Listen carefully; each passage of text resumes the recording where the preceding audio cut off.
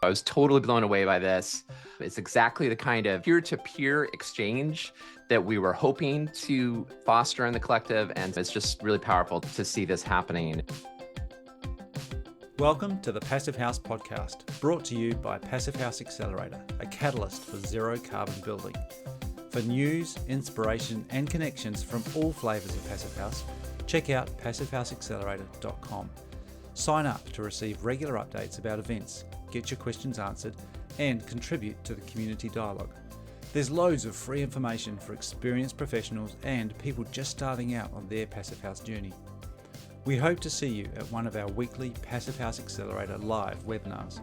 In the meantime, here's this week's Passive House podcast. Hello and welcome to the Passive House podcast. I'm Zach Semke. I'm a co-host of the podcast based in Seattle, Washington, and I am joined here today by Ilka Cassidy and Jay Fox, also co-hosts of the Passive House podcast. We are missing Matthew Cutler-Welsh this episode, but we'll soldier on without Matthew's insights. We have a really special episode to share today about the Reimagine Summer Labs and a group interview with the participants of the Summer Labs. But before we get into that, Ilka, what's going on for you? How are you doing? I'm doing well. I'm enjoying the last warm days here in Philadelphia. And yeah, I guess I'm just looking forward to the conference season, I guess. Seeing That's everyone right. at FierceCon in a little bit. Yeah, definitely. It's going to be fun to be in Milwaukee for Mhm. sure. How about you, Jay?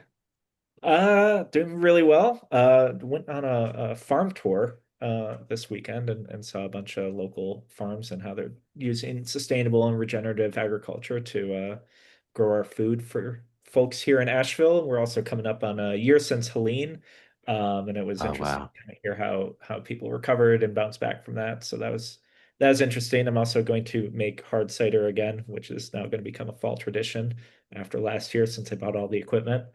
Long story. Ask me about that sometime. But I'm also excited about conference season because I'll be going up to New York this week. I'll be at Regenerative Metropolis and a couple other events, and then also FierceCon. So, looking forward to actually seeing some people from the community in person.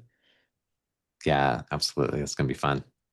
And we just finished our massive impact online conference last week, which was a really great success and super inspiring. And big thank you to Kim Davis and Kara Ang for producing that and for all of Kim's work in curating it. It's really great to see all these inspiring examples of work really scaling up. So it's a fun season to see the cool projects that people are working on. Okay, so we're going to dive into this interview here in just a moment, and we have representatives from each of the summer labs. We had 8 summer labs happening this past season, and I go into some detail at the beginning of the conversation about what the summer labs are, so I don't think we need to repeat that. But before we dive into the interview, I want to thank some special folks. First, I want to thank our sponsor of the week, LG Air Conditioning Technologies, for making everything possible for us here at the Accelerator this week, including this episode of the Passive House podcast, as well as the programming, including our Passive House Accelerator live episode on Wednesday, which will feature reports from a few of the summer labs. I also want to thank our stakeholder partner, NYSERDA, the New York State Energy Research and Development Authority, our founding sponsors, 475 High Performance Building Supply, Ingui Architecture, Partel, Rockwell North America, and Zola Windows. And thank you to our champion sponsors, Buizo, Cascadia Windows and Doors, European Architectural Supply, Facro, Icon Windows and Doors, Intelligent Membranes, LG Air Conditioning Technologies, and Source 2050.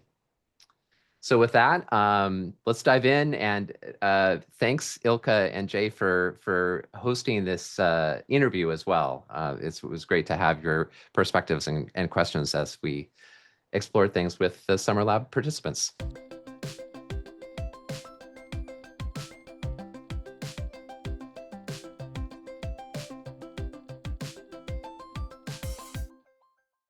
Welcome everyone to the Passive House Accelerator podcast. And we have a pretty full house today.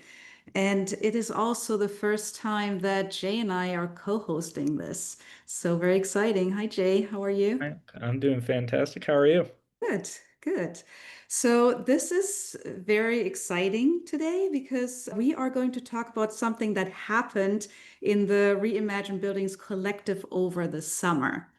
And before we introduce all of our guests, Zach is with us here today. Maybe Zach, you can talk a little bit about what actually happened in the summer in the collective. Yeah, thank you, Ilka. Thank you, Jay. And thanks everybody for being here. This is going to be super fun. As Ilka mentioned, this summer, we tried something new inside the Reimagine Buildings Collective. And so we launched the Summer Labs. And these were small member-led groups that came together over a few weeks to dig into some of the biggest questions in high-performance building decarbonization, resilience, all of that. And each lab met at least 3 times. I think some labs have met more than that many times, collaborating and discussing and thinking and gathering information and producing a short insight brief to capture their key takeaways on the kind of core problem or question that they were engaging with. And the purpose of this, or the kind of the goal, was to create lightweight, peer-driven ways for members to share what they know, for us to test ideas, generate new insights together. So it was kind of a think and do tank. Each of these labs were little think and do tanks. So less about kind of theory and more about, really digging into practice, rolling up our sleeves and looking at potential solutions.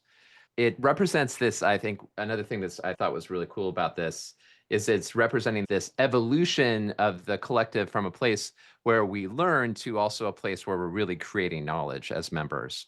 So yesterday, we had our first ever Summer Lab Confab, where each group presented their briefs to one another. And we had this great conversation, and it was super inspiring to hear about phased retrofits and fire resilience and AI in practice and passive survivability. And these were, just really great grounded solution ideas that folks were sharing. So I was totally blown away by this. It's exactly the kind of peer-to-peer exchange that we were hoping to foster in the collective. And it's just really powerful to see this happening. And I kind of had goosebumps yesterday as we were going through it. So it's going to be a really great conversation. I should probably stop talking so we have time to actually dive into it.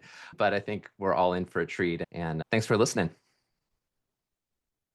So I was able to sit in and listen to all the kind of little presentations yesterday. And I think for me, we're going to hear about what each group kind of came up with. But I think for me, the most impactful takeaway was kind of at the end when everyone was talking about, do we want to keep going? Do we want to, meet again? And I think everyone from the group kind of emphasized how important the community was, just how they felt being in these little cohorts over the summer. And yeah, I think it's great. I mean, it's great to share all that knowledge, but I think it's also really great to feel being part of this community and that everyone really wants to keep going with it. Yeah, maybe we'll just start with the first group. So I think it was AI, so super interesting. And we have Randall Anway to talk about that. Could you introduce yourself, kind of tell us what you do, and then what your group kind of investigated and came up with?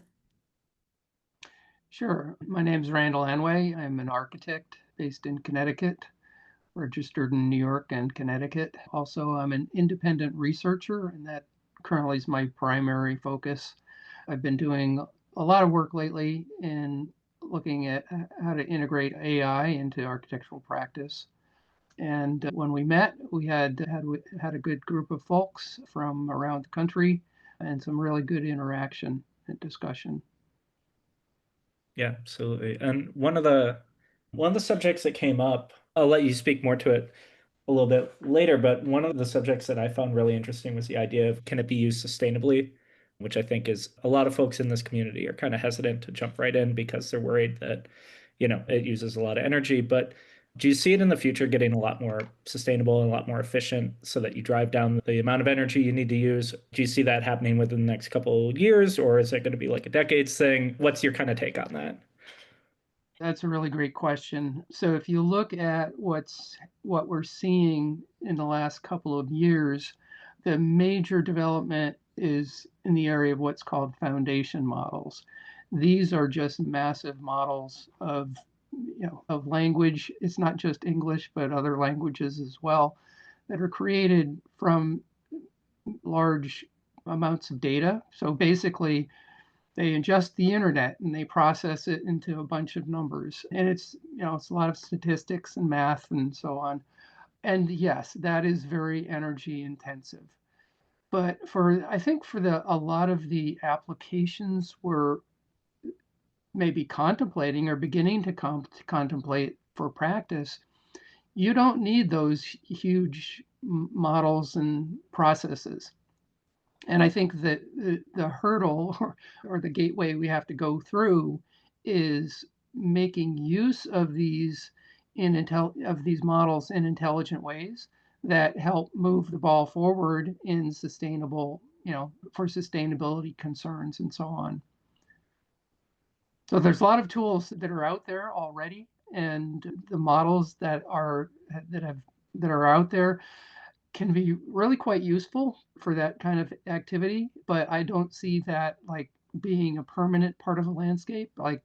So between here and there, I think a lot of development needs to take place, and practitioners are actually the best people to do it.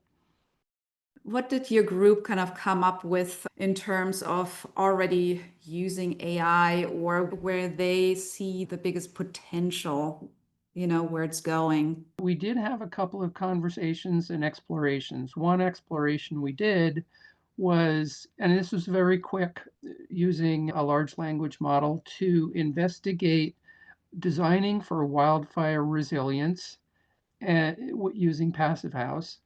And it actually came up with some plausible and useful information. That was one. The other one was looking at using an AI tool to help manage complex product information, for instance, Windows and Windows specifications.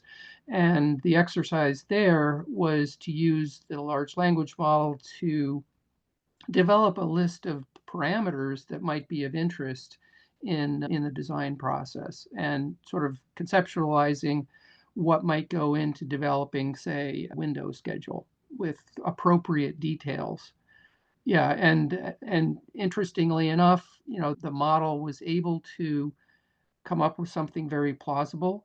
The caveat here, though, is that these models can be very convincing, and on the first flush, you don't necessarily know what you're looking at. You really need to do your due diligence to verify and validate any information that it's coming up with. And it also helps that if you have that domain knowledge, so you know what looks right and you know if it's wrong. So in that sense, sort of using the models to augment your existing skill sets, that's really an important first step. So for me, I had talked to someone who is in the design profession about using AI as well. And she was saying what's really interesting now is rather than selling your design, you actually sell a prompt. Right. I thought that was really interesting. And maybe that's something to think further about as well. Maybe, a group like yours could come up with certain prompts that then, other groups can use to be very specific in what they're asking for. Yeah, that's a great point. You're pointing out an important new term of the AI age, and that's prompt engineering. Yeah. It's on the surface, it's a relatively simple skill to acquire, but there's a lot of depth and breadth there. And you do need that knowledge, right? You can't really ask a very specific question unless you have that knowledge. That's right, yeah. And often the more specific you can be in your prompt, the more useful it is. Yeah. Or the more useful the result is. I also feel, and I do have a bit of a medical background. That sounds way more impressive than it actually is, and I've been reading these papers where, these large language models are scanning through papers that are from like the 1950s that were not, the layout isn't as clean as it probably should be. So there's two words that are connected and it's reading those two words as if they're connected. And so it's making up basically these very jargony sounding terms that actually are gibberish. But if you don't if you don't already have a background in medicine or a background and know what these terms mean, it can easily be passed off as a real thing. Having that background and not coming in purely as an amateur is also important. So yesterday we also talked about, okay, where do these groups go now and what kind of deliverables are there? So what do you think your deliverable will be out of this group? What other people can benefit from? I think one of the most important things we could do is try to help others learn more about this field and sort of get over the fear hurdle and improve our comfort level working with technology. I think one of the suggestions that came up might apply to, say, like a pilot project that might be taking a process or collecting, for instance, some details from the community and seeing what we can do with an AI to make a useful resource. So let's then move over to the passive survivability group. So I think we have 3 people here. To introduce myself, I'm Mike Fowler. I'm an architect at Methuen in Seattle, Washington, and part of a group of, I don't know, 7 or 8 of us that got together over the summer and to talk about passive survivability. And Valerie will cover, I think, about sort of the breadth of things that we looked at. But I came into this with a very strong focus and having looked at past projects from what happens to apartment building units when there's an extreme heat wave and conditions of no power. And the reason that I've sort of taken an interest in that is that in 2021, here in the Pacific Northwest, there was a heat dome that happened in June. And for Seattle, we had temperatures where we don't top 100. We had 3 days over 100, peaking at 108. Portland, Oregon had peaks at 116, though there were surrounding areas that had higher temperatures. The small town that was in British Columbia, and a day or two later, burned to the ground, was 122. And so there was over 1,400 people who died in that Pacific Northwest heat dome event. I learned that heat is probably an unknown threat to a lot of folks, that it has been typically every year. And on average, over the past 30 years, there's been more deaths caused from heat and heat-related illness than any other weather-related event. And so we're looking at, how does Passive House work in these conditions? And, the results are that, yes, Passive House absolutely does help, but there are some conditions where it's maybe not going to do all of it. So we may want to have thoughts with where you're in east of the Rocky Mountains in Canada and the US, where there's a lot more humidity in the summer. We may need one looking at backup power supplies to keep our HRV or HRV, ERV running, or providing so that those systems function, because now we're also dealing with, in the summertime, a lot of wildfire smoke at the same time. So power's out and there's a wildfire smoke event, you're stuck with choosing between, can I open my window and get cooler air in the evening?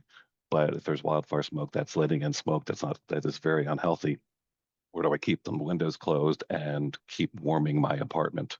So those were some of the things that we looked at. Valerie, I'll stand it over to you, so I have to take all the bandwidth here.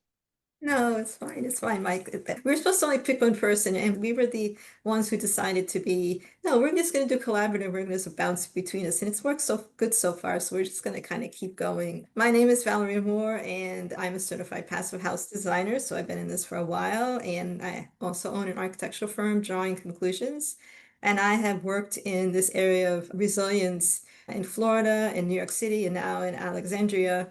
And one of the things that I think was really important in our conversation was how many topics that we discussed. I mean, Mike's being more technical with it, but really, it was really a wide breadth of discussion. It had to do with, urban and rural. How is that sort of understood? Regulatory, does it help? Does it create a barrier? Low tech, high tech solutions. If all your electricity goes out, what do you do? So there is technical solutions with the passive house itself, and that was one of the things we also explored.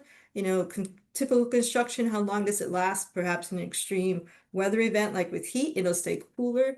In a passive house, rather typical might go not even one day and not make it. Also, then defining it more of in a cultural community sense as well. Who gets to define resilience and what does survivability actually mean? Which is so we titled our brief, it's called Passive Survivability, No Power, then No Problem, ? Because we weren't sure that actually was addressing, and there's such a broad range of different topics that you can really go into it. Yeah, and I think one of the points that came up was this idea of kind of your house becomes a bit of a lifeboat, and there's a conception that is how you survive is that you need it to be as functional and comfortable as possible, but that kind of is atomizing in a way, and it takes you out of the community. Whereas, if you can rely on community members, that can actually really improve your odds and make life a little bit more comfortable.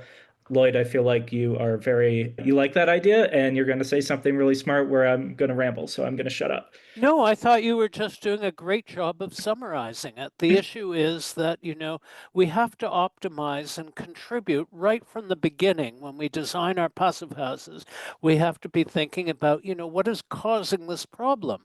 And so we have to have sort of smart design, shading, form, fire safety, low embodied carbon with right-sized all electric systems and backup energy that makes them both survivable and not just an independent lifeboat, but a part of the whole climate solution.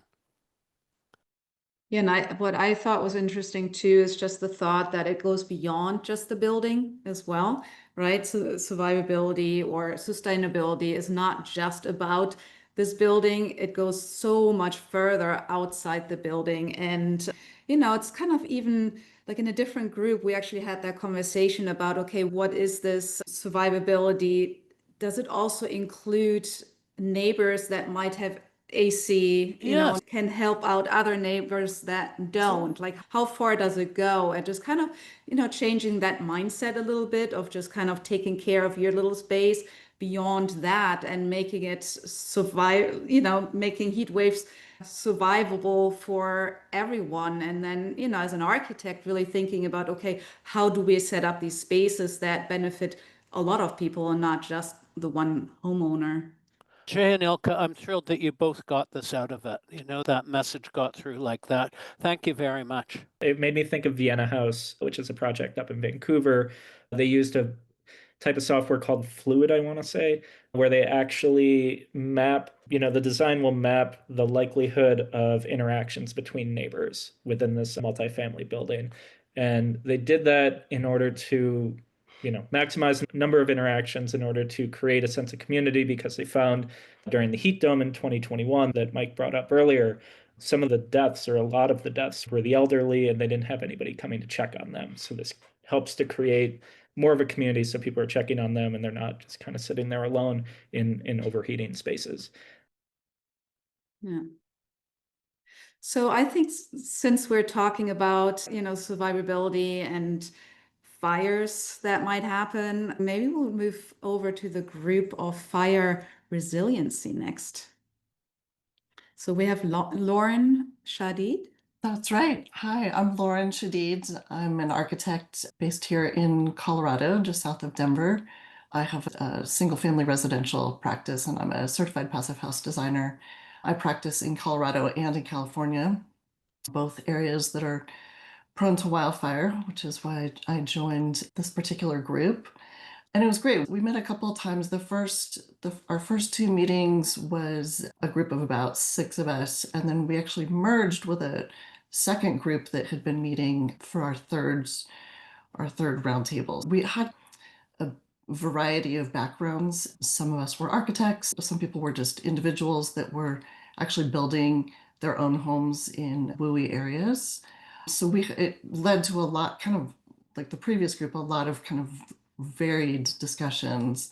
My group initially was kind of focused a little bit more on a lot of the technical detailing and things that are just inherently fire resilient about Passive House.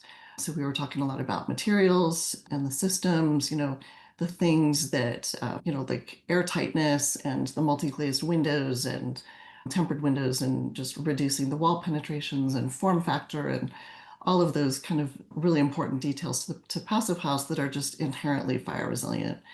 And then the second group was a little bit more focused on insurance and building codes and kind of making sure if they were going to pursue Passive House design, how could that potentially benefit them in terms of insurability? And, kind of some of their conclusions were that there does seem to be a bit of a gap in terms of the insurance industry and sort of their knowledge about Passive House and the fire resiliency. And, how can we basically help bridge that gap and, help make the case for how Passive House is really a great asset. And also, so where are those overlaps, like both with insurance and also building code and just sort of helping people kind of achieve all of these things by using the Passive House standards. Yeah, lots of great discussions with that. And then we also just kind of had a big brain dump of all sorts of resources from WUI checklist, some of the building codes, a lot of things with the Passive House network, great materials. And so we have all of these things kind of put into the brief that we created to, hopefully at least give people a starting point. But I think it would be great to continue to have further discussions. Some of the people in our group, we had different levels of experience, but it also brought different levels of perspective and questions and things to think about. So I think it would be great to continue to have more conversations and bring even more people and more experts into our group and kind of, continue to look at what are some of the best practices and where can we use Passive House to leverage fire resiliency. Yeah, I think the insurance aspect of one of the benefits of Passive House, particularly in WUI zones, something I feel like we kind of overlook sometimes and don't necessarily think about because we're always just thinking about the design and the actual like assembly of the building. Are there currently any insurance companies that kind of recognize Passive House as having a benefit in the event of a wildfire or any kind of natural disaster for that matter?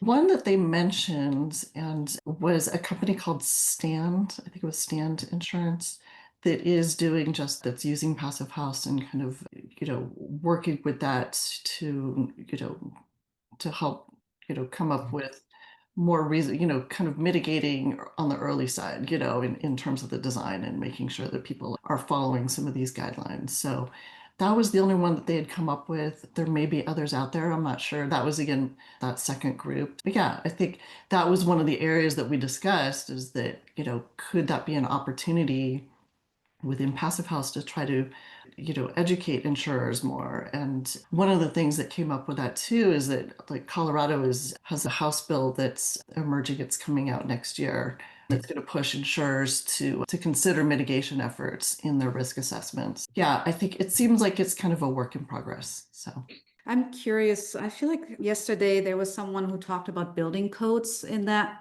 kind of, together with this topic. Do you see any change in building codes now that, the fire danger seems to get higher? And, does that have any impact on insurance? You would think that all of it somehow kind of, works together or against each other. How do you see that? Yeah, I mean, there are definitely areas where, where there are certain zones where you're considered to be in the very high fire zone, where you have to, meet certain just basic thresholds just to get your building permit, in terms of non-combustible materials.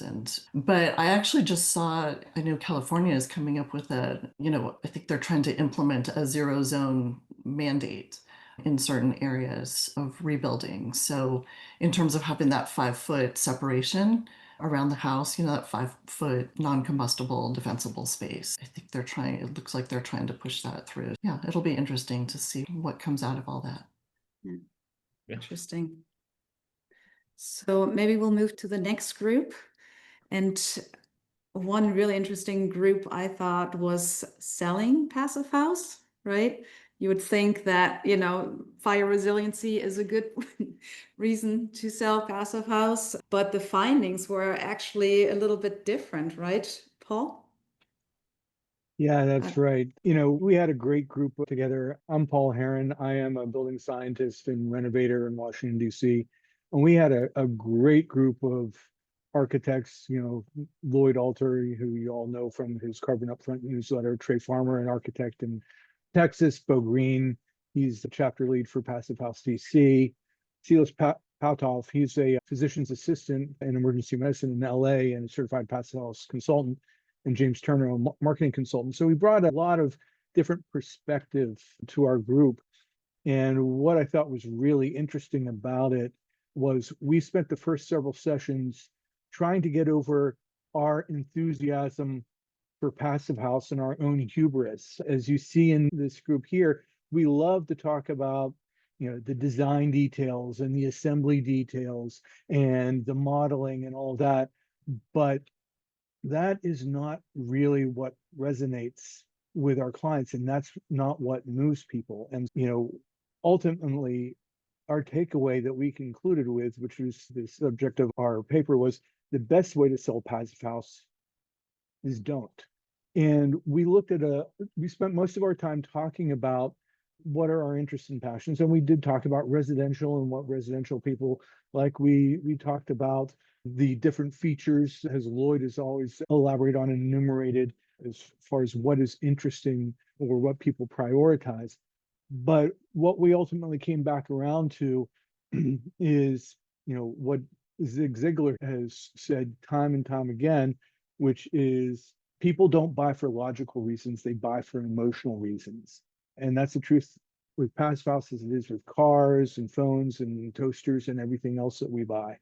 And so where we went with that is really trying to look at what is it that we have in common. Because one of the other things that came to us is one of the passions that we came in with was sometimes we're passionate about passive house. Sometimes what we're passionate about is averting climate change or mitigating climate change. And we come in with this idea that passive house is just by just saying the word is a manna from heaven.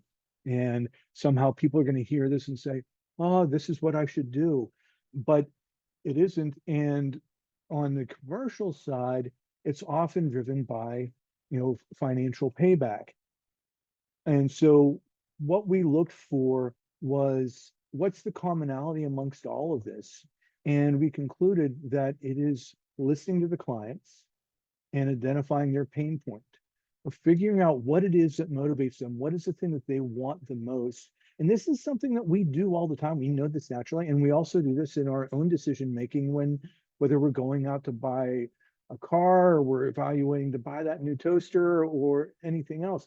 This is not new or unique, but it is listening to our clients, identifying their pain points, and then using that knowledge that we have of passive house and tying those capabilities back to addressing the client's particular need. And that was really powerful for all of us when we got to the end of that, because it really helped us feel much more confident about what we're doing. Because sometimes you come into this and the question is, how do I sell passive house?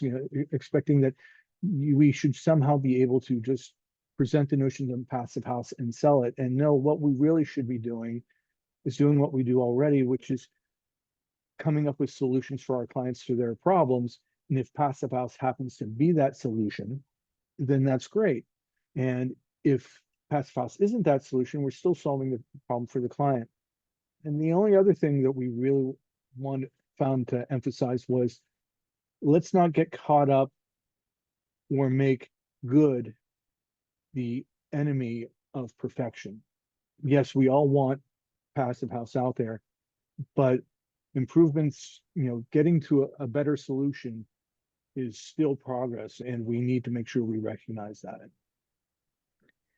Yeah, I think that's a very important point, because sometimes I feel like it's kind of all or nothing.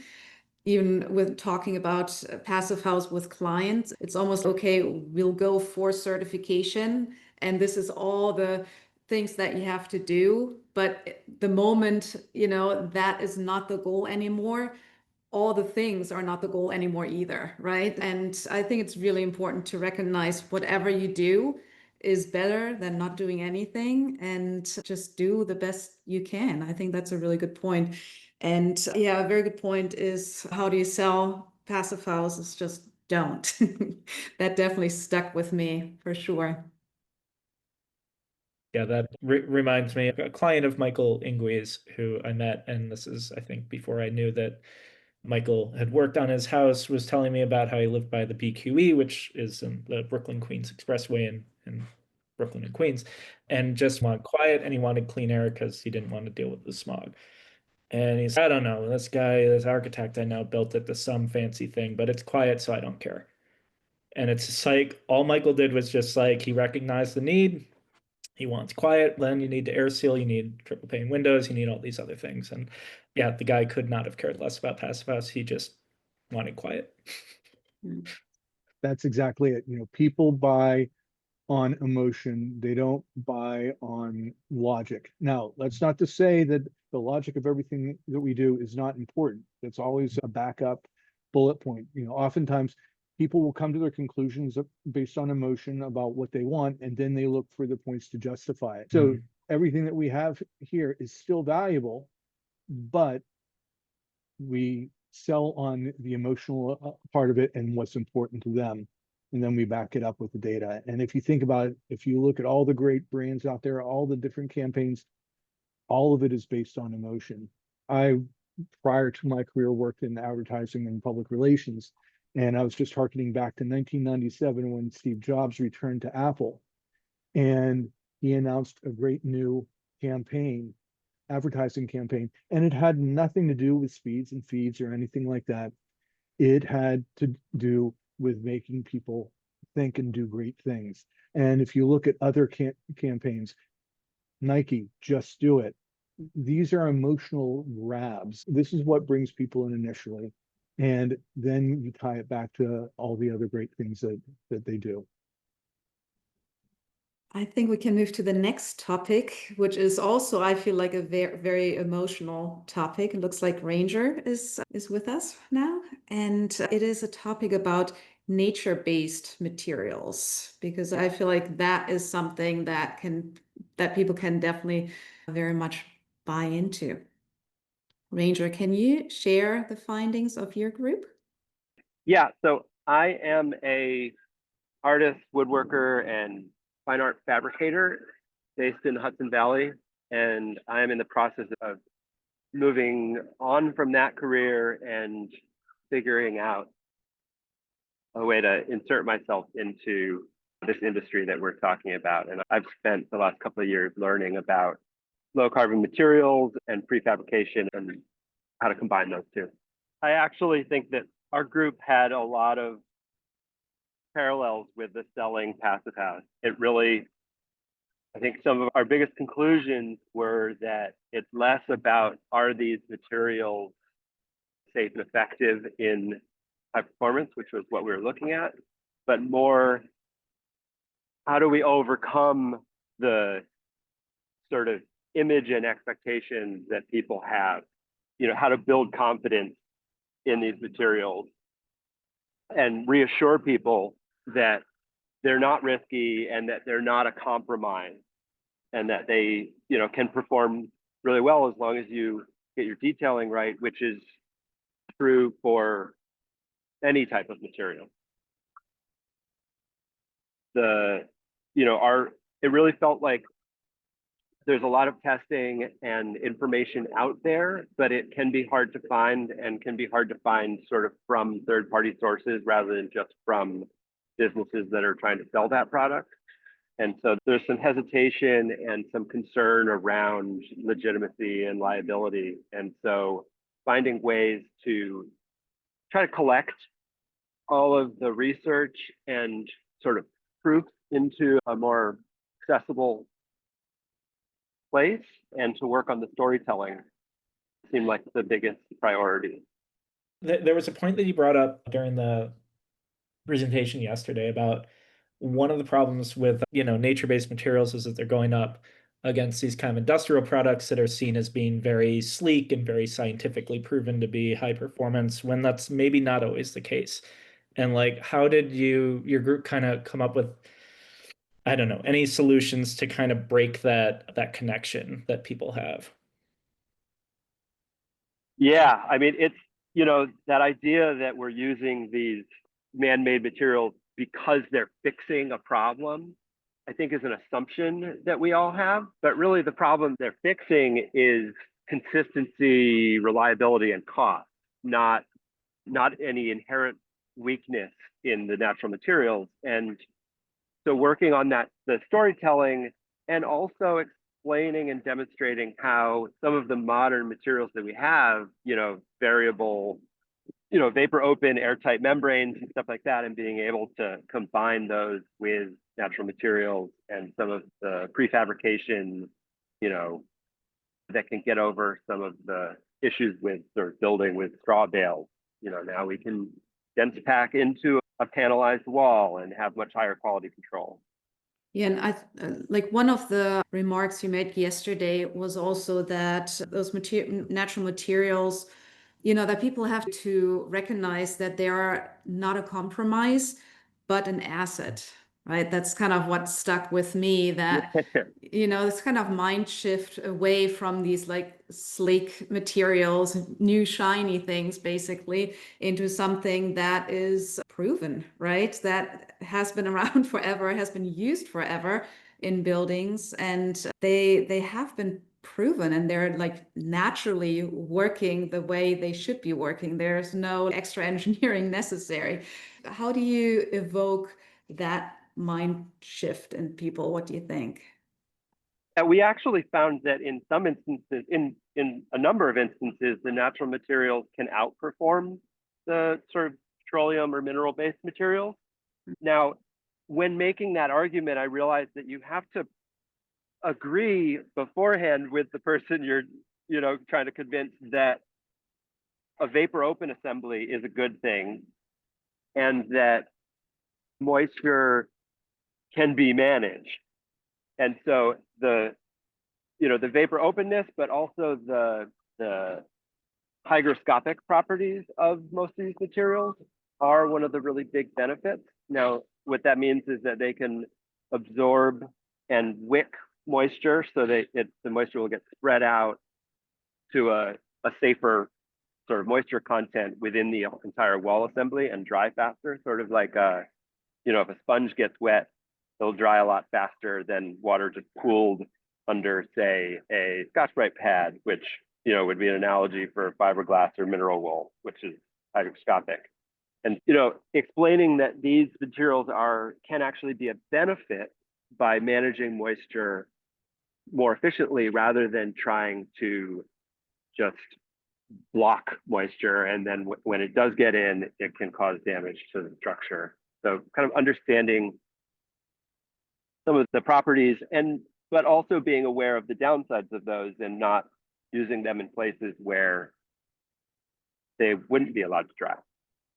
Cool. I think that's a great point. And Randall, would you like to add to that? Yeah, I just want to share a little story. Living in Connecticut, there's a lot of really old houses. So my neighbor next door, his house was built in 1690. A couple years ago, they had to replace the roof. Long story short, rain came, the roof was off. They ended up having to take down walls, and so what they found in the walls was corn cobs.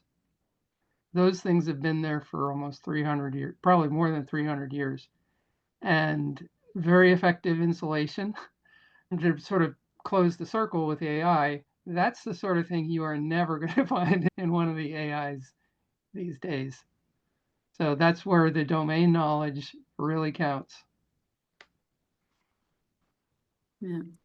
Thanks for sharing that story. And it's actually a perfect gateway into our next group. So we actually have one topic, 3 different groups. The overall topic is retrofits. And we have one multifamily and two single-family retrofit groups. So I would say let's start with the multifamily group. We've got both Sandra and Buck. Who would like to lead us off? Sandra, I'd offer you, since you were our cohort leader there. Sandra Lester with Affecting Change, and I've been working in the sustainability space for over 30 years now, but officially a certified passive house designer since 2021. So I help architects and building owners create green buildings and get them certified faster. And our group was a multidisciplinary team. We had people from the UK, we had people from coast to coast in United States. We had builders, we had architects, we had an engineer. So we got these really diverse perspectives on multi-unit building retrofits, multi-unit and large.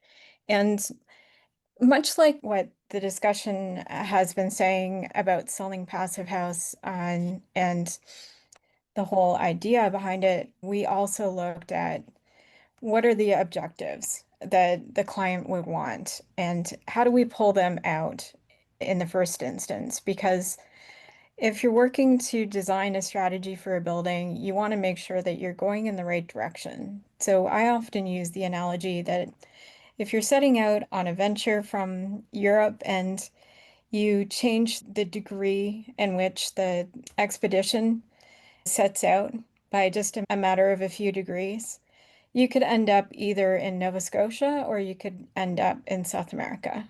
So really figuring out the direction that you want to take your client is key. And a lot of the buildings have different instigations for retrofits. Some of them want to change the program. Some of them are seeing a need for an enhancement of accessibility and privacy. I get that a lot with my clients. And we have all these components of the building that age at different times. So the mechanical systems might be ready to be replaced, but the windows still, they're not absolutely completely broken, but they're double pane. So we talked about gathering all that data and figuring out what needs to be done and what could be done as low-hanging fruit and get them some payback running so that they're spending a lot less money on their utility bills, and all of those savings can start adding up and go towards more retrofits. So it starts with low and then it folds into deeper and deeper. And all of that is guided by a really detailed energy model. So we talked about climate and future climate and how the passive house EnerFit approach of 100% fresh air ventilation is going to really help with the wildfire smoke mitigation. It's going to help with that future pandemic that we're going to have one day where we're seeing spread of disease in close quarters. And 100% fresh air ventilation is really key to being able to isolate people within a large facility. So we saw that as really key. So our whole switch for the group really went into like future-proof phased retrofits. And how could we, like our top takeaways were figure out the drivers, figure out the needs, figure out the facts, gather the requirements for all the funders, and then you go into the products and technologies that are suitable in your geographic area. And always use the data to drive the decision making around the ECMs and the bundles of ECMs. And I'm going to put it over to Buck because I would really love to hear his take on the group as well, and maybe what surprised him and what his top learnings were that we need to share with the community. Yeah, thank you, Sandra. A lot of what I would say will be dittoing you effectively. We had it was excellent. The diversity in the group was excellent, from in terms of regions, different experiences and the such. And we did quickly arrive on the fact that the important thing to communicate, I think the major takeaway is that it's not focusing on like getting wrapped up too much on an outcome right away, but having agreement around pursuing this process of a logical process, which is people are doing every day in some form or another, but it's fact finding in a couple respects with the existing climate that a building is located in, the existing regulatory framework that it's existing in. Is it standalone or is it an adjacent building? That's basic stuff you're always looking at. Then you take another fact finding, like what's the existing condition of the building? The systems, like building envelope systems, MEP systems, structural systems. And you have a report which identifies where are the near-term expenses. There's a time frame affiliated with all those systems that's built in to that context already, that will have to be kind of blended in to whatever you're proposing is going to reflect, because people don't want to spend money unless something's broken. So this is something I should have said, I'm an architect, New York City, certified passive house designer, chair of New York Passive House, certified since 2011.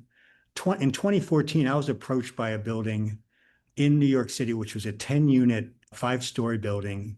And they were interested in doing doing this, like step-by-step retrofit, occupied, not moving out, this very thing. So I ended up doing a presentation at a FIAS conference in Denver back in, I think it was 2014 or so, but about this, just trying to figure out how one does this. And I just realized that there are common sets of, my other work is with local law 97 buildings, which are 25,000 plus structured buildings, where I'm working with owners corps who are facing fines if they don't kind of reduce their greenhouse gas emissions. So I'm working at that scale.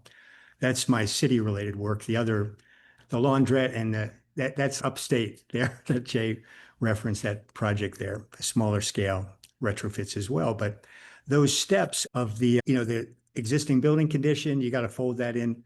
Then it's, as Sandra said, the ownership's program. What type of owner? Is it a landlord that's renting, or is it a co-op or condo? Very different outcomes or how people approach with those two things. So you take that on, but then it's goals, needs, facts, and concepts. You treat it like any architectural design project.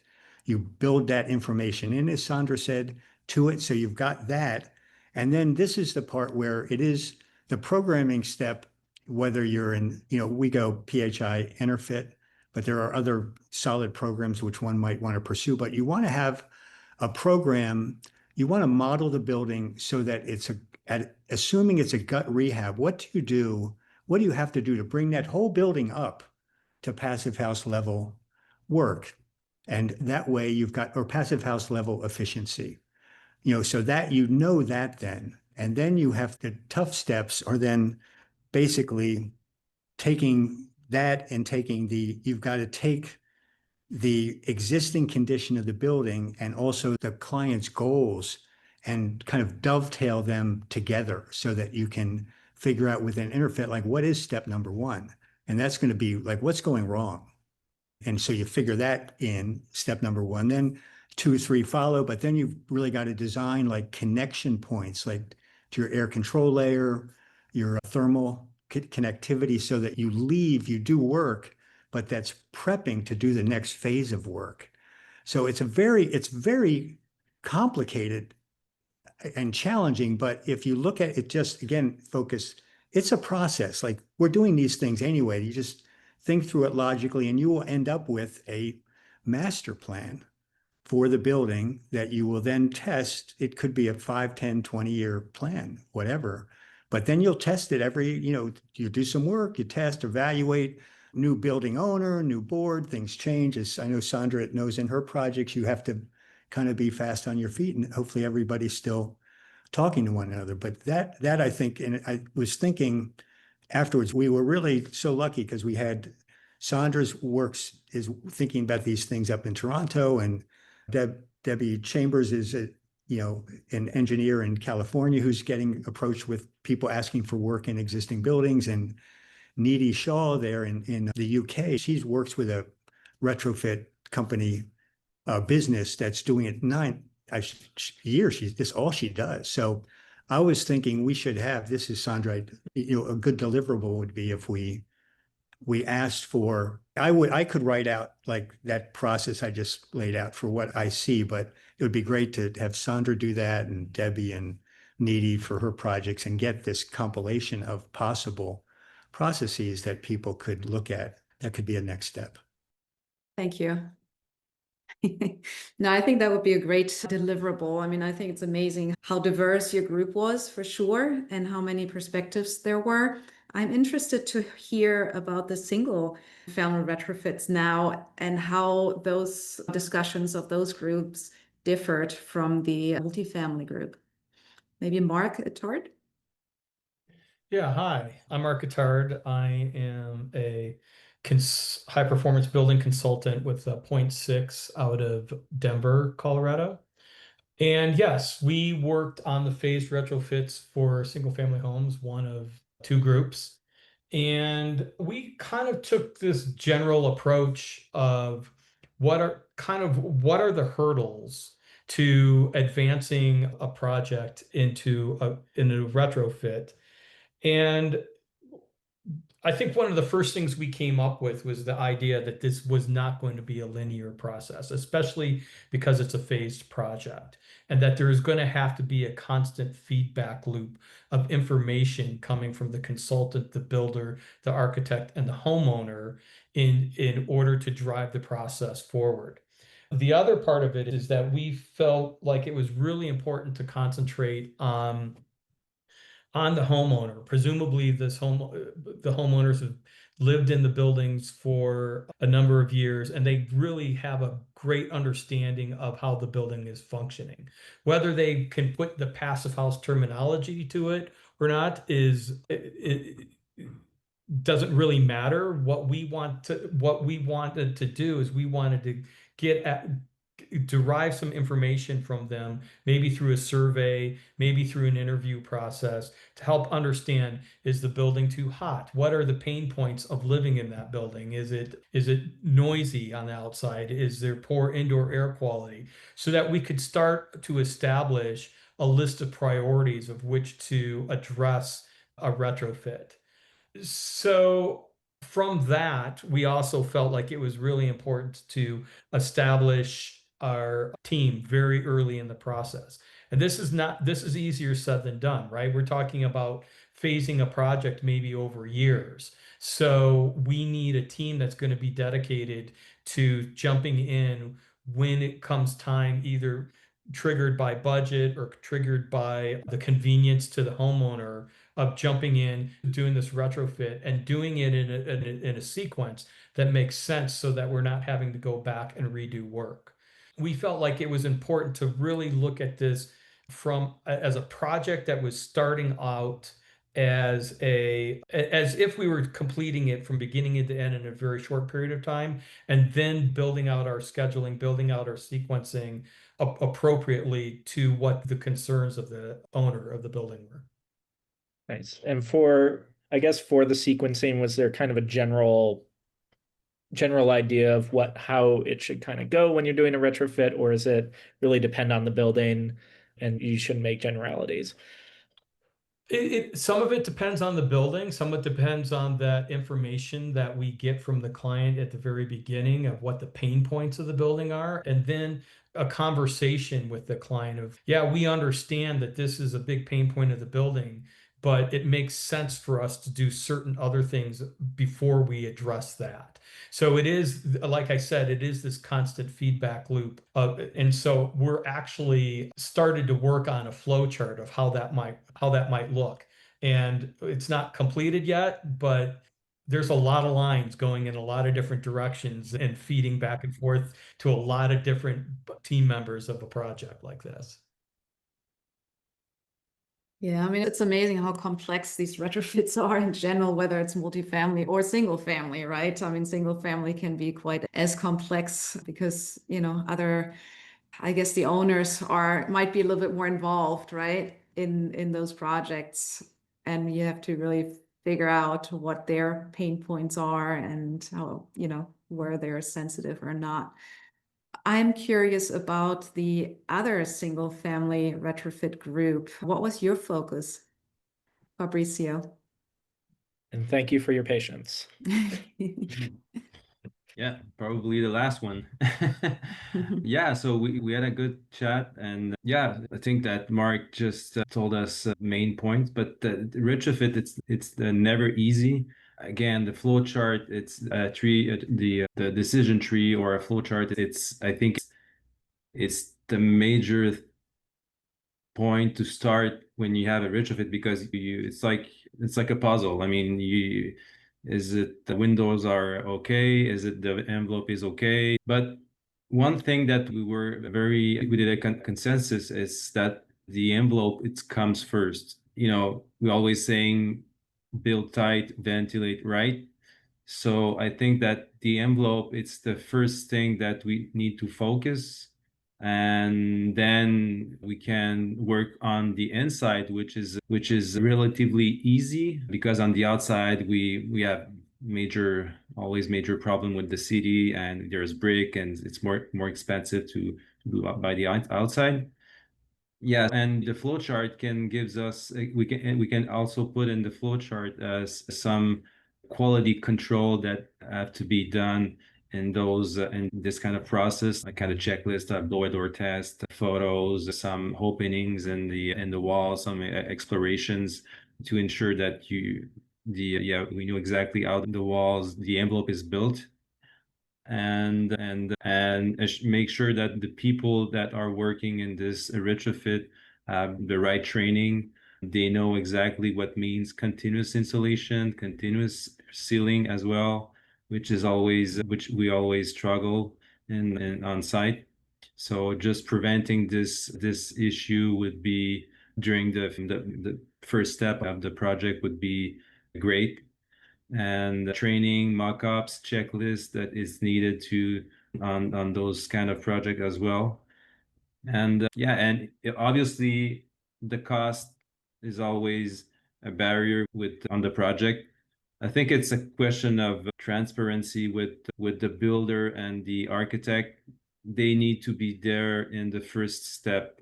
The builder can just bring the cost, and the architect is going to bring the concept and all the architectural details that can be done.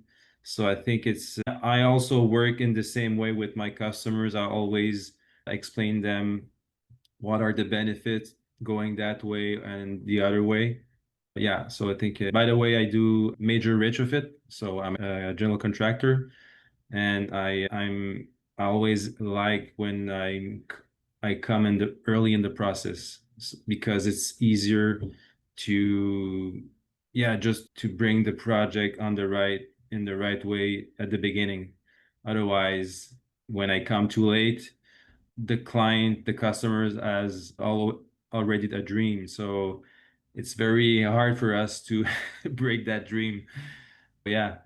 So bring the team earlier in the process, good people, competent people, and and have a process that is with a flow chart. I think it's the,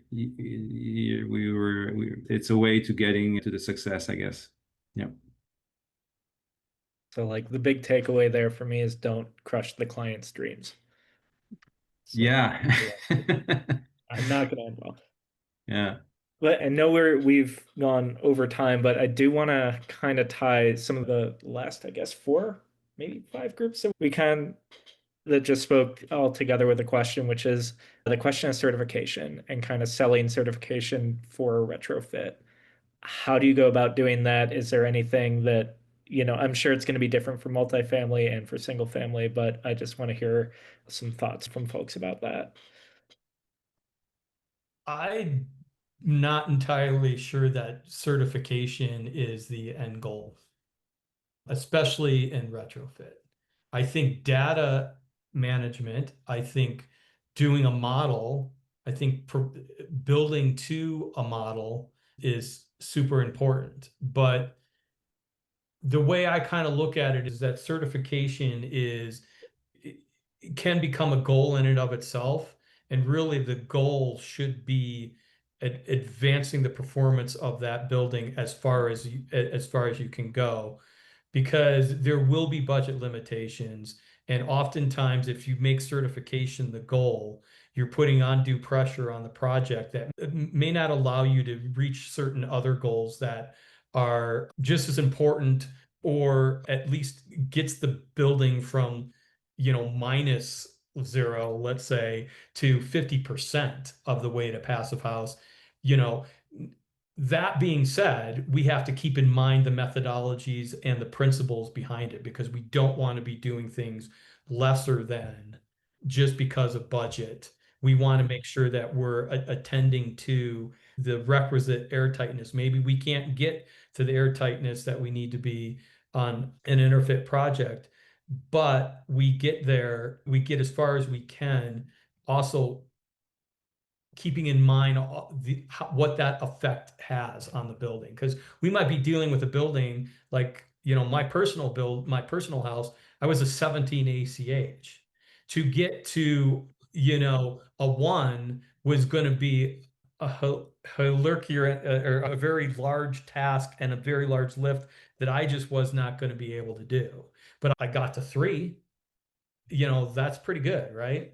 So That's a heck of a lot better. I think to answer that question, or take that question even a little further, Jay, I'm kind of in the really debating when to say passive house out loud when I'm talking to people. I really am totally in love with all this, everything about it. And just, we bring it into all of our projects, whether it's passive house or not, because it's just, the building science is making for healthier, more durable buildings, better indoor air quality. So it's an automatic that I think all architects should be, and contractors should be bringing into their work. And it has the feel now, and has for a while, almost the way, if you said you were going to do a green building, like it was like a death knell, with certain clients. Like it was like the project, you weren't under consideration anymore. Like it was not helpful. So I think it's just, you want to make healthy environments. You want to model. You don't have to tell them necessarily, what you're modeling with, or I don't know. I'm not speaking for our group there, Sandra, but just talking out loud there. I tell people that I did subversive green building design for over 2 decades, because I didn't tell people what they were, like all the strategies that were buried into it. They just knew that it felt good, it felt different. They're like, what is this? Half the time when I walk them through a space, and they just know it's different. And I think that's what it comes down to, is what's going to speak to your client, what's going to motivate them to invest in a better building that is going to perform better. And that certification, sometimes it's great to push certain organizations and bodies. Like I know I worked on a large hospital here, and if they didn't have the LEED Silver certification that they were targeting at the end, then they would let a lot of things slide, and there was a huge penalty if they hadn't achieved that. So sometimes that carrot is really good, or the carrot or the stick, but a lot of the times that's not meaningful. For my client over in Fogo Island, the LEED certification wasn't meaningful to them. They put that money into solar photovoltaic and solar hot water systems that really help the operations of the building. And I don't know, both would have been good if they had done both, but you can't have a cake and eat it too. So it depends on the client. I agree. And I think, one thing I'd like to add too is, the answer to this question is contextual for the period that we're in right now. Amongst this group here, we're all passionate about passive house and the performance of our buildings. And so we are going to test and make sure that what we're building is achieving the goals and the performance that we set out to achieve. As this industry evolves and there's more practitioners, ideally costs are going to come down in the form of materials, more materials becoming available, and and certification may come down. And so the answer to that question may be different in 10 or 15 years. So we're really answering it within the context of the market conditions today. Yeah, that totally makes sense. So I know that we're kind of running short on time by now. I think it's amazing what everyone shared. Thank you so much. Thanks for joining these groups and then, showing up and sharing all these findings. And for sure, I would like to see the deliverables at the end that can be shared with a broader audience. But I have one last question, and I'm just curious about your experience working in these cohorts and in this with these summer labs, because that was the first time that was being set up and done by the collective. So I would just like to hear some feedback on that, because it sounds like everyone was really into it. I'll start. I mean, I said this yesterday in that gathering, but I think it was a fantastic idea. I love the scale of the groups. I think it was great to be in a smaller group, get to know people, we had not met before. And having a small number of sessions, it wasn't a huge commitment, but it was targeted. And so it had a beginning and an end that was kind of one could manage putting into their life. So I thought all of that was excellent, as a way to approach it. It's a different form of learning that I've found, or sharing, learning, teaching, whatever way it was going, because I was learning a lot, during the course of it. I had the pleasure, I was in two of the groups just by however that happened, but it was great, and they were both very different. And so I had different perspectives of them, but I absolutely think that this should continue in some form similar to this. I mean, obviously be adjusted and built upon, but I found it delightful. I would agree that the collaboration amongst people from diverse backgrounds and different parts of the country and sharing their experience was both invigorating, and it was also validating, because we go through so much of this independently in our own isolation sometimes, and to hear people experiencing similar challenges or problems and working through them together is just really nice. And to know that, in this industry, none of us are really in competition, but the idea that you can be completely relaxed about sharing everything that you're doing, knowing that no one is second guessing you, and we're all there to collaborate and help each other, has just been really phenomenal. And then again, to Buck's point, the targeted number of sessions and a short-term deliverable made it much easier for us all to participate. And I think it allowed much more engagement than we might have had otherwise. At the end of the day, we have quite the same kind of issues, everyone. I mean, it's share it together, all the day-to-day problems and the issue that we going through. I mean, it's very precious, kind of information to share it together, and it's a teamwork. It could be hard to hike on Everest Mountain alone. You will get it with a team, anyways. So even if you're alone on the top of the mountain, you were being there because of a team. Yeah, so it's great. I don't have other things to say. Yeah, I'd just like to say kudos to Zach and Alan for setting this up. They made it really comfortable, I think, for everyone to participate, and convenient. And there was just great collaboration. So what they pulled together was really brilliant. Yeah, I really enjoyed the process. It was great to have some mini deadlines sort of before each meeting. I'd try to, cram to get the research that I'd been working on done, and, having a deliverable at the end. This was sort of a way of focusing research that I was already trying to do, but have some folks with a lot more practical experience than me. My group was all older, architects with a lot more time in the field than me. So to be able to kind of bounce my findings and my impressions off of them and have their concerns guide my research a little bit more was really great. It was fantastic. Yeah, I agree. I'm just going to echo what everybody else said, that it was just so nice to collaborate with people from different backgrounds, different perspectives. We were all kind of learning from each other and, just sharing ideas. And yeah, like I said, we were looking forward to hopefully continuing and, getting together again and kind of talking through more ideas. But I think the structure that Zach and Alain put together was really helpful. Just having all of those, having those little deliverables, having those, it helped us kind of stay focused. And it was hard. Sometimes we felt, oh, we don't have enough time. It's like we want to keep going and talking about more things. That's where I think it would be nice to continue and bring more people into the group. So I thought it was really successful. Thank you. But this was great. Thanks, everyone.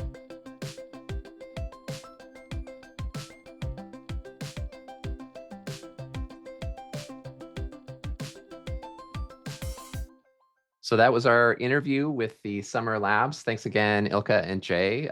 Maybe we can start with you, Ilka. What were your key takeaways or impressions from these conversations?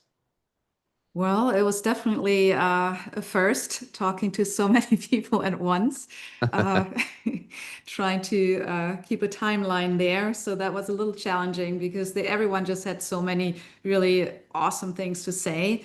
And I thought each one of the labs was just so interesting. I mean, I could go into the details, but I think overall, my big takeaway was just how happy everyone was to spend extra time with each other and just talking through these topics, and that everyone really wants to keep going with it, that they talked about that it was a different format than usual. So everyone thought that this summer lab or this lab format was just so successful because it was just these smaller groups on a very kind of tight deliverable timeline, so that they really had to get something done, more or less. It wasn't just an endless conversation, but it was just these like short spurs of people that had the same interest and wanted to talk about it. And I'm really excited about, that this is going to be, I guess, there's going to be another one, right? Yeah, There are exactly. labs Yeah, coming. right. And Right. There's a seasonal. It yeah. feels like there's going to be a renewal every season. Yeah, Yeah, definitely. yeah. And that they want to keep going too. And I totally agree with everyone that there should be some kind of a deliverable as well, so that this doesn't, these really just very rich conversations, that they just don't get lost. Yeah. And we have 8 insight briefs. So each lab has produced a written insight brief. And so we'll package that all together and share it out. And we'll be sharing the insights of each lab at the Passive House Accelerator Live. So 4 of the labs will present this week on Wednesday at noon Eastern. And then the other 4 labs will present in a month's time. So those are a couple of ways that we're going to be sharing those out. And of course, then these labs will be continuing their work with a new set of work in the fall. But there does feel like we're definitely looking for all opportunities to share these insights as broadly as we can, because there's some really great stuff there. Jay, what did you think? I think, yeah, just broadly speaking, I think one of the great things about it was how folks came from a lot of different perspectives, not only in terms of region or the climate where they're, operating from, but like, you had people who are builders, architects, engineers, building scientists. So you get kind of, groups who aren't normally sitting and spitballing together, kind of talking. And I think you really came up with some interesting ideas. I mean, I feel like everybody's on the same page. There wasn't like, nobody's like got into a heated argument or like completely like, no, you're wrong. Like we're all close to the same page, but it's just like that, the different perspective on the same problem can help, with building solutions. And yeah, I think, insurance just comes up a lot more when you talk with normally I'm focused on building science when I'm writing articles and interviewing folks and just talking about insurance and insurability in the face of resilience or in the face of like these climate disasters. It really puts a new sense of urgency. Just like we need to do something, otherwise like these properties are going to be uninsurable. So if that's another way that we can kickstart people building more resiliently, more sustainably, that's a great idea, especially if insurance companies want to get involved and start giving you some type of incentive. If you build in a WUI area or even a place that's like of not super high risk, but still risky for wildfire or for flooding. Yeah, no, it's a great idea, or a great point. And one area that there was a little bit of divergence. So we actually had 3 labs that are focused on phased retrofits. One lab was focused on phased retrofits of multifamily and larger buildings, and then 2 labs both were focused on phased retrofits for single family buildings. And the 2 labs came down differently on whether certification should be a priority. One saying that certification brings rigor and third-party verification and just quality control, those arguments, and the other one saying, well, the point is to make the better building, and if we don't make it all the way to certification, that's okay. If and I think both important and strong points. So, but you're right, it didn't come to fisticuffs when that topic came up. No, and it was that I feel like that's a conversation that's been going on, a kind of an undercurrent for the as long as I've been doing this for the last 6 years, which is crazy that's been that long. But that's kind of been a back and forth, and I don't think it's going to get resolved anytime soon, but it's always healthy to have that conversation. Yeah, definitely. Anything else that either of you wanted to share? So I think for me, what was a really interesting discussion too was the discussion about survivability, because it was kind of a different discussion because it wasn't just focused on the buildings, right? Or building physics or next steps. It was more a broader view of what does that mean? That it really is not just about the building. And I do think as important as it is to figure out of course, the buildings and how to do all of this, I think it's equally important to step back and really just kind of see the broader picture, overall and figure out what how far does it go and what is all part of this. So I thought that was really interesting. Well, awesome. Thank you, Ilka and Jay. And I hope folks enjoyed listening to the ideas from those summer labs. I know I did. And we're going to be presenting those, of course, I mentioned at Passive House Accelerator Live this Wednesday, September 24th at a summer lab report at noon Eastern. So you can go to the Passive House Accelerator website to register for that and join us for free. Later this week inside the collective, we will be joined by Ashley Wissey, who will be doing an Ask Me Anything session with us focused on decarbonizing multifamily housing. This is a follow-up to her presentation at Passive House Accelerator Live last week. So that is going to be really great. This Friday, if you are in or around New York City, you can check out Regenerative Metropolis 25, which is a full day event at the University Center on Fifth Avenue. It's the title of it is Passive House as Foundation to System Integration. And that is presented by New York Passive House, the Parsons Healthy Materials Lab, and the New School, Parsons New School. I should also mention on the collective, we are about to open a new cohort that is in partnership with the Healthy Materials Lab. So this Healthy Materials cohort will feature conversations and exploration of healthy materials in our practice around in Passive House and high performance building, and will be joined by folks like John Sarah Ruth and Allison Mears, the leaders of the Healthy Materials Lab, as well as others. So that's another cool thing that's happening inside the collective. And I feel like there is one more thing. Oh, and yeah, I just wanted to reiterate that if you are interested in being part of the fall labs in the collective, we encourage you to check out the collective. We'd love to have you join us and be part of the next series of labs. We designed these so that they are not heavy lift. They're a light lift over the course of the fall season. You'll meet 3 times with your lab and generate an insight brief at the end, and then have the opportunity to share that out if you want to be a spokesperson for your lab, which is a cool chance to connect with the broader Passive House community as well. So I think with that, that's all I have to share. Ilka and Jay, any final thoughts? No, I think it was great, and it was a great experiment, and I think the fall labs, it's just going to keep getting better as we kind of refine it and figure out how to get a final product even better. Yeah, I hope to see everyone at the FIUSCon soon in Milwaukee. Yes, absolutely. Thanks for bringing up FIUSCon again. That is definitely a really key event this fall, and we hope that everybody listening who is able to join us in Milwaukee will do so. It'll be fun. Thanks, everyone. See ya.